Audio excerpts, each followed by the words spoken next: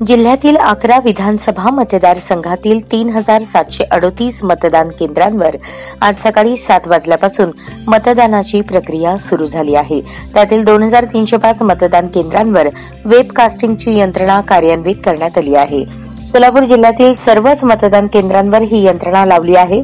जिल्हाधिकारी कुमार आशीर्वाद हे नियोजन भवन येथील सभागृहात लावलेल्या मोठ्या स्क्रीनवरून त्या केंद्रांवरील मतदारांच्या रांगा, अडचणी व मतदान सुरळीत होत असल्याची पाहणी करत आहेत। जिल्ह्यात आतापर्यंत मतदान प्रक्रिया सुरळीत सुरू असून कोणत्याही ठिकाणी अनुचित प्रकार घडलेला नाही।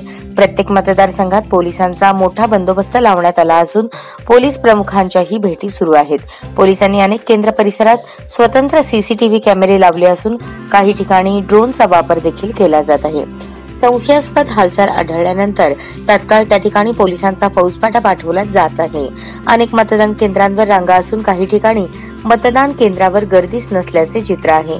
शहराच्या तुलनेत ग्रामीण भागात मतदानाचा टक्का अधिक असल्याची सद्यस्थिती आहे। विधानसभा निवडणुकीसाठी मतदान करण्याची वेळ 6 वाजता संपणार आहे। त्यानंतर आलेल्या मतदारांना मतदान करता येणार नाही, पण 6 वाजण्यापूर्वी मतदार रांगेतील सर्व मतदारांना मतदान करता येते। त्या सर्वांचे मतदान पूर्ण होईपर्यंत प्रक्रिया सुरूच राहील।